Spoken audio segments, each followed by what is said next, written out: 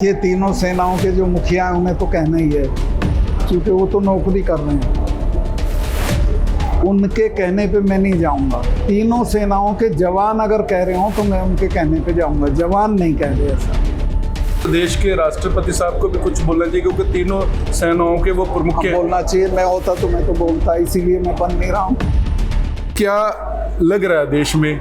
पहले देश की किसानी और किसान खतरे में था, अब जवान खतरे में है। एक तरह से आप समझिए देश ही खतरे में जी जो इसको चला रहे हैं उनको ये दिखाई नहीं दे रहा कि ये कितनी बड़ी गलती कर रहे हैं। जी। जिस देश का जवान और किसान कमजोर हो जाएगा वो देश सरवाइव ही नहीं कर सकता जी। और इन्होंने दोनों को कमजोर करने का काम किया। जी। तो सर क्या लगता है कि अगर हमारा सरहदें कमज़ोर होगी, हमारे जो जवान हैं वो 4 साल की सर्विस करें, हमारे जो पड़ोसी देश हैं उनके बारे में पूरी दुनिया को पता, तो ऐसे हालात में अगर हम 4 साल के लिए किसी को फौजी सैनिक बनाते हैं तो क्या सेफ है देश? बिल्कुल नहीं है। और मैं तो अपने से नहीं कह रहा हूँ, जो परमवीर चक्र विजेता है लड़का यादव, जिसको कारगिल में परमवीर चक्र मिला है, उसने कहा एक हफ्ता पहले कि इससे फौजें कमज़ोर होंगी, इससे जवानों का हौसला कमज़ोर होगा और इससे कुल मिला के देश का नुकसान होगा। तो सर सरकार कहती स्कीम बहुत अच्छी है, जो तीनों सेनाओं के प्रमुख हैं वो कहते बहुत अच्छी है। देखिए तीनों सेनाओं के जो मुखिया हैं उन्हें तो कहना ही है, क्योंकि वो तो नौकरी कर रहे हैं। उनके कहने पे मैं नहीं जाऊंगा। तीनों सेनाओं के जवान अगर कह रहे हो तो मैं उनके कहने पे जाऊंगा। जवान नहीं कह रहे ऐसा।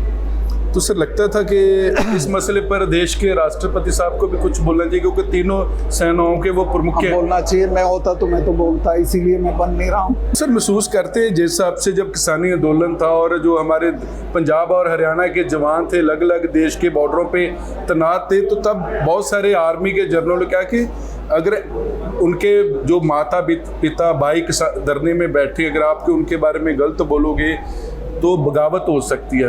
तो लगता है जो अग्निपथ है वो पंजाब और हरियाणा के, क्योंकि मैक्सिमम लड़के यहीं से जाते हैं आर्मी में, ये उनको भी टारगेट करने का एक तरीका कि ये पूरा जो रीजन है आर्मी से मनफी हो जाए। जी नहीं होने का, वो गलत सोच है उनकी। उनको ये वापस लेना पड़ेगा, मेरा ऐसा एहसास है। तो सर कैसे बार बार आंदोलन ही करता रहेगा देशवासी? जी नहीं, आंदोलन तो लोहिया कहता था कि आंदोलन ही करते रहना चाहिए। वो तो ये कहता था कि जिंदा कौमें 5 साल इंतजार नहीं करती, वो रोज लड़ती हैं, रोज झगड़ती हैं।